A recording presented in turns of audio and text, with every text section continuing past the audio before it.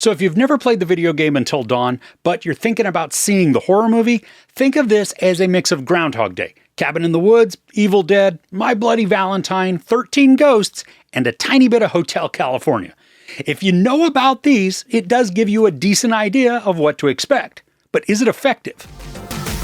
Exploring an abandoned visitor center, a group of friends find themselves stalked by deadly antagonists and horrifically murdered one by one, only to wake up and find themselves back at the beginning of the same evening. So while the premise of this is very familiar, using the repeating time frame over and over until you get it right scenario, the lore that surrounds the story is actually somewhat intriguing and fun. We got a group of 5 friends who are on a road trip because one of the group's sisters went missing and they're trying to figure out what happened.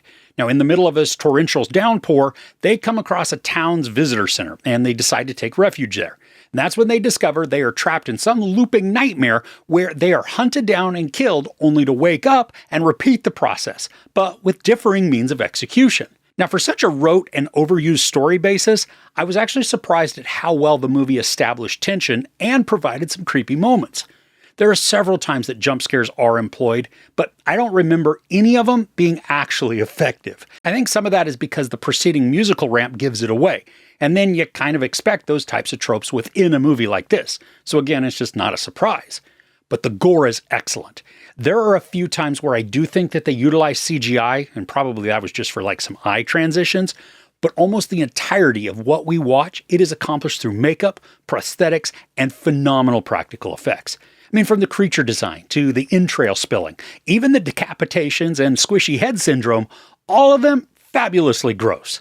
And many times the camera doesn't pan away as those wounds are inflicted, allowing us to watch the ghastly imagery in all its glory. Now, I'd mentioned the lore for the story being intriguing and fun, and while I'm not going to explain it here, what is set up provides the basis and rationale for twisty chases with obstacles and pitfalls around nearly every corner. Plus, the lack of available lighting also makes for a ton of hiding spots, both for our characters as well as the ghouls that are pursuing them. And I appreciate that while we are given some exposition as to the location and its history, most of this comes through natural conversations as the group are just working to solve the puzzle of getting out of this time loop. And as they discover clues, they discuss them, all while informing us in a way that just keeps the story progressing. But because of the rinse and repeat nature of the plot, the story does run the risk of duplicating sequences ad nauseum so that it becomes ineffective or boring. And one of the trailers showed a sequence of action and then things being rewound and then started back up again. Now, for once, I'm really thankful the trailer showed this because it doesn't necessarily reflect the reality of what's presented. It gives you the context, but it doesn't spoil the progression in this way. But what does happen at times, especially in the middle of the storytelling, is that the momentum becomes very uneven and then it stalls.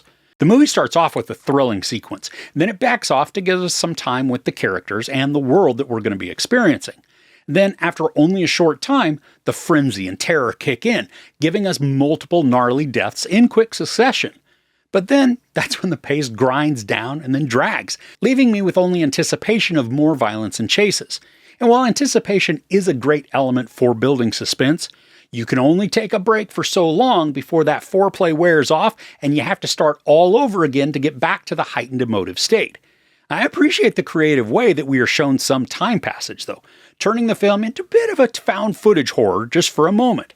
Now, it's effective, and it helps to jump through time while still providing context and then some spooky moments for what occurred during those jumps. I think this could have tightened up a bit and trimmed some of the downtime to get us closer to that magical 90-minute runtime.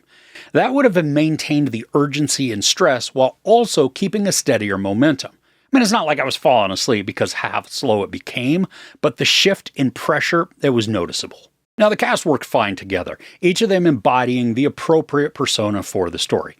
We have the heartbroken sister, who's emotionally unstable, just thanks to her grief over her missing sibling. There's the pining old boyfriend, who longingly looks at the heroine, wishing that she would return his affections. There's the dumb jock, except he's not really a jock, but he presents as the self-centered dim bulb who acts tough, but is also all about saving his own skin above everyone else. There's the intuitive and spirit-sensitive character, who we need so that the elements of the plot can be explained without actual backing. I mean, the psychic says this is how it is, so there you go. And then we have the formidable friend, who is extremely tough and skeptical, but also fiercely loyal and loving. and each of the actors did a fine job at creating personas that were engaging and somewhat endearing, but somehow also not being very memorable either. And the one standout in this, though, is Peter Stormare, playing this gas station attendant.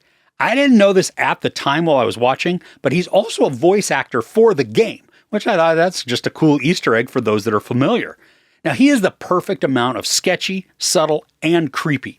But given the isolated gas station where we meet him, he fits right in with his surroundings.